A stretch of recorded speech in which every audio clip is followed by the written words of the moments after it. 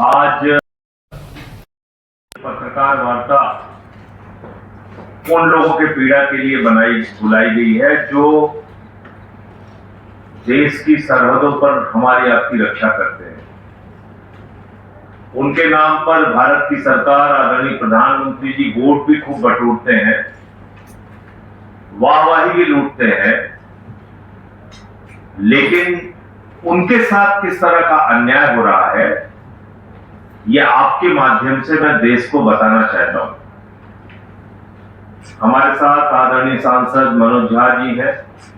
इन्होंने भी जवानों का मुद्दा एक नहीं अनेक बार देश की संसद में उठाया।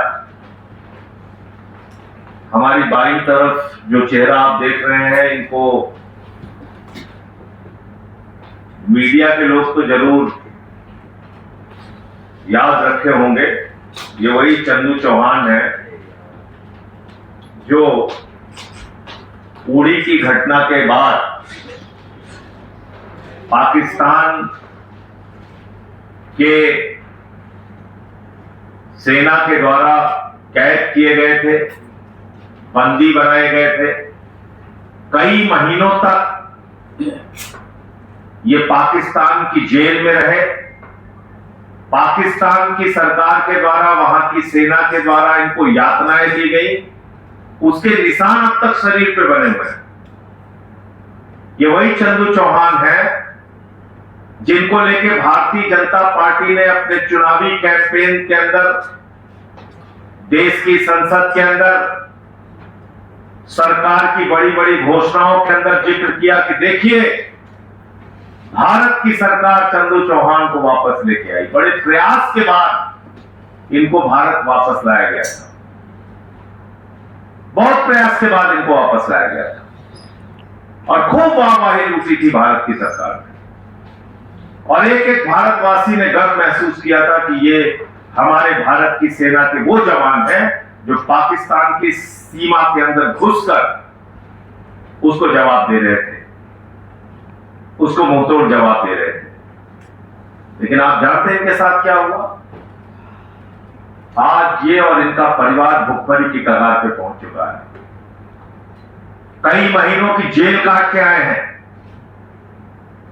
इनकी जमानत हुई बड़ी मुश्किल से। सेना से इनको निष्कासित कर दिया गया।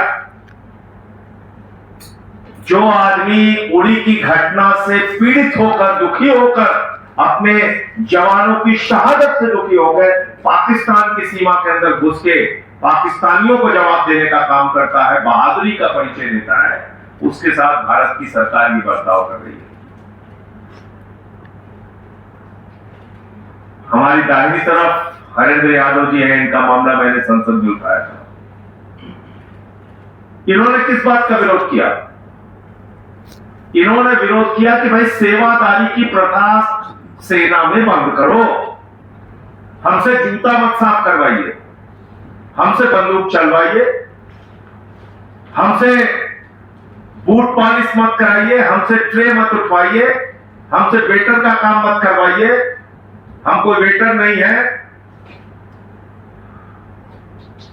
और इन खाली इतने गुनाह के लिए कि इन्होंने इस बात का विरोध किया कि हमारे साथ नौकरों जैसा व्यवहार मत कीजिए, इनको भी सेना से बाहर कर दिया गया। इसके साथ दो और जवान हैं, वो अपना परिचय भी देंगे और बताएंगे भी। वो अभी मौजूदा समय में निष्कासित तो नहीं है, लेकिन इस बात के लिए संघर्ष कर रहे हैं कि ये सेवादारी की प्रथा, सेना के जवानों के साथ नौकरों जैसा व्यवहार, ये बंद होना चाहिए। तो मैं पहले मनोज भाई को और उसके बाद हरेंद्र जी और चंदू चौहान जी को चाहूंगा अपनी बात रखें। शुक्रिया संजय भाई। लगभग सेल्फ एक्सप्लेनेटरी ही है जो संजय भाई ने आपके समक्ष रखा। ये चार चेहरे नहीं हैं सिर्फ जो आपके समक्ष हैं, ये पीड़ा के प्रतीक हैं और ये इस बात के भी द्योतक हैं कि हमारी सरकार डबल स्पीक में कितनी माहिर है। मतलब प्रधानमंत्री जी सेना का वस्त्र पहन लेते हैं, ये वस्त्र इन पे फटता है, प्रधानमंत्री जी पे पाखंड लगता है, स्वांग लगता है। स्वांग पाखंड भी हम मान लेते अगर मनसा वाचा कर्मणा ईमानदारी होती। हमें नहीं पता पुलवामा में कौन आया क्या कर गया, आज तक नहीं पता। हमें बालाकोट नहीं पता चला, हमें पहलगाम भी आज तक पता नहीं चला। बस हमें पता चलता है प्रधानमंत्री जी और उनकी टीम का ढोंग। एक टिप्पणी करके मैं चाहूंगा कि आपके प्रत्यक्ष जो लोग हैं, हम या संजय भाई जो कह रहे हैं, हम कोई आसमान से तारे नहीं मांग रहे हैं। सरकार को कह रहे हैं प्रधानमंत्री जी संविधान के समक्ष साष्टांग होने में देर नहीं लगाते। खास करके ये उनका तरीका है, जिस चीज को खत्म करना हो उसके समक्ष नमन करते दिखो।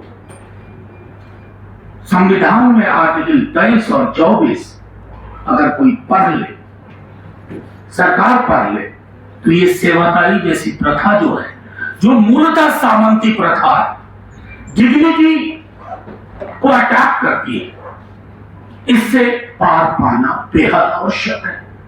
ये पूरे देश के दोहरे चरित्र में जीने के लिए भी घुटन जैसा क्षण है। मैं आग्रह करूंगा कि हम लोगों की इस आरंभिक टिप्पणी के बाद हमारे साथीगण संक्षेप में अपनी अपनी बात रखें।